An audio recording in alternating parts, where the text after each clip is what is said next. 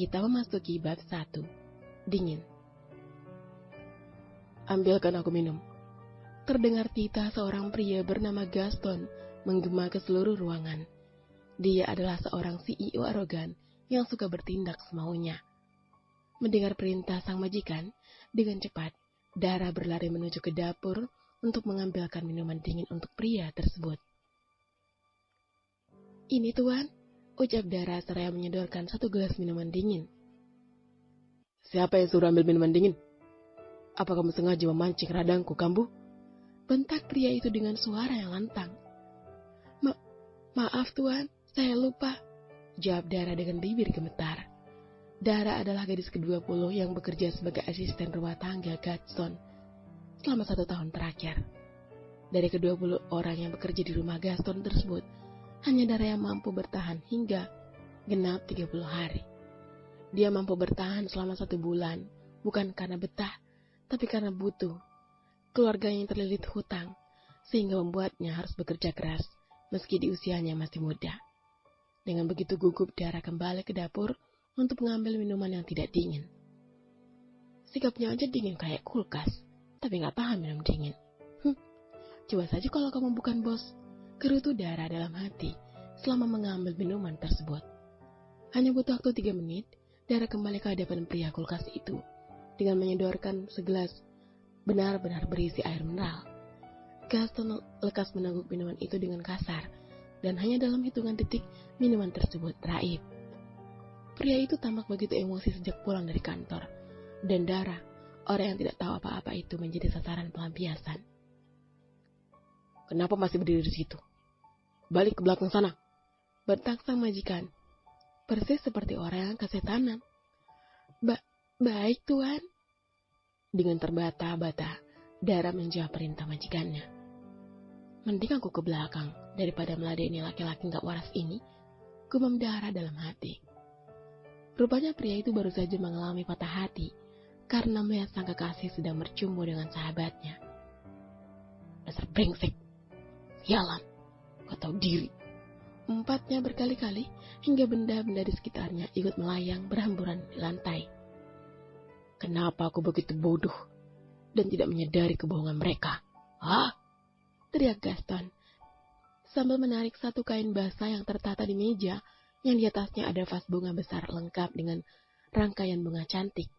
Seketika itu juga terdengar suara meriah akibat benturan vas bunga dari lantai marmer yang sama-sama keras.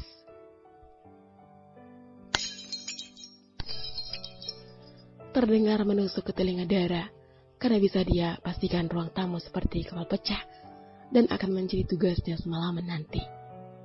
Setelah memecahkan vas, sudah tak terdengar lagi suara ngauman singa jantan yang sedang mengamuk itu. Perlahan Dara mengintip ke arah ruang tamu yang ternyata benar-benar sudah tak berpenghuni, dan entah kemana perginya singa jantan tadi. Kini ruangan itu hanya menyisakan barang berantakan, persis pasca terkena bencana gempa bumi. Sambil membawa sapu dan alat sorok sampah, Dara menuju ruangan tersebut meski tanpa perintah. Astaga, ada apa ini?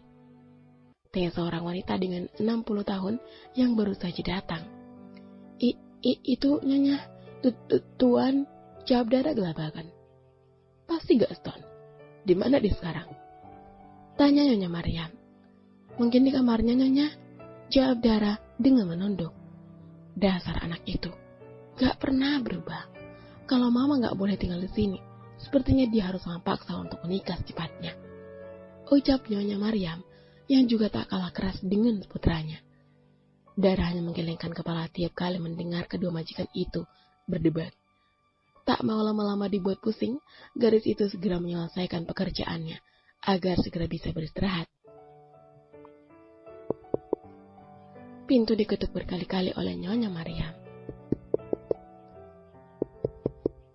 Namun sepertinya tidak ada jawaban dari pemilik kamar, sehingga wanita 60 tahun itu harus mengeluarkan suara merdunya.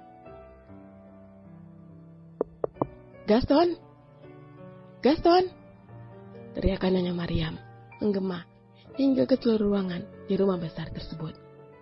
Merasa tetap diabaikan, wanita itu mengeluarkan ponsel dari dalam tas, lalu mencari nomor kontak putranya dan mulai menghubunginya. Dering ponsel melengking di gendang telinga pria dewasa itu karena dia sedang memakai headset. Bullshit, umpat pria itu dengan lirih. Terpaksa dia mematikan musik yang sengaja dia putar dengan volume tinggi agar tidak mendengar panggilan mamanya. Dan dengan malas-malasan, pria itu mengangkat panggilan Nyonya Maria.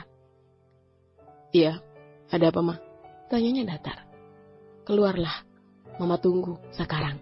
Tita wanita yang usianya lebih dari setengah abad itu melengking di telinga Gaston.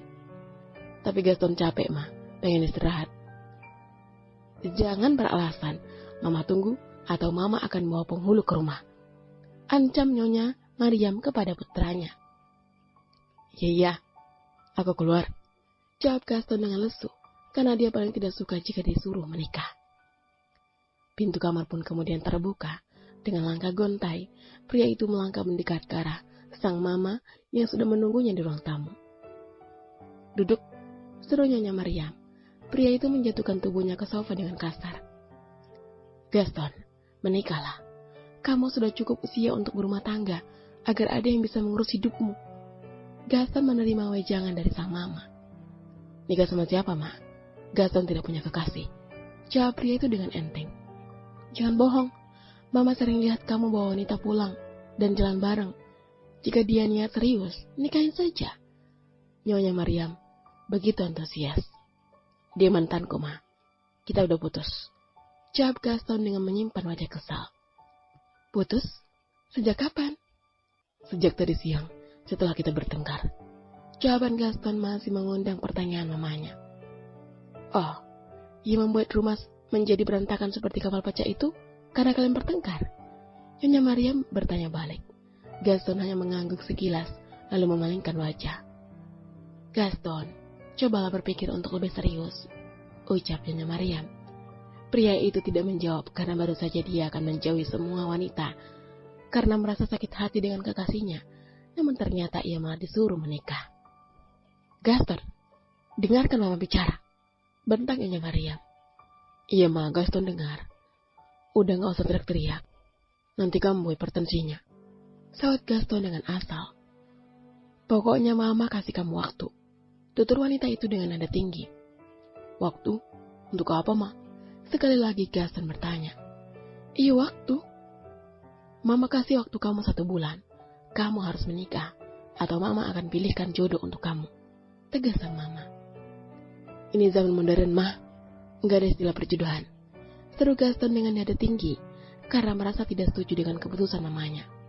Ada, jika diperlukan, jawab Nyonya Mariam. Gaston gak mau, Ma, teriak Gaston. Keduanya akhirnya melakukan perdebatan sengit siang itu. Perdebatan yang sangat sering terjadi di antara keduanya. Hari sudah berganti malam. Nyonya Mariam sudah pulang dan kini tinggal ada Gaston dan pembantunya di daerah di mansion CEO tersebut. Ketika Dara sedang beres, Gaston tiba-tiba manggilnya. Hei kamu, panggil Gaston kepada Dara.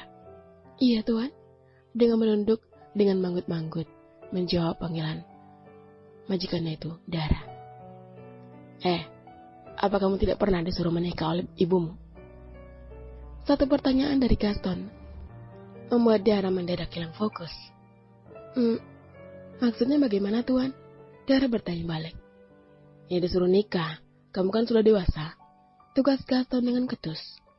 Tidak Tuan, saya harus bekerja dulu sampai hutang saya lunas, jawab Dara. Hutang? Kamu masih muda harus bayar hutang? Memangnya kemana orang tua kamu? Pria itu bertanya dengan seenak jidatnya.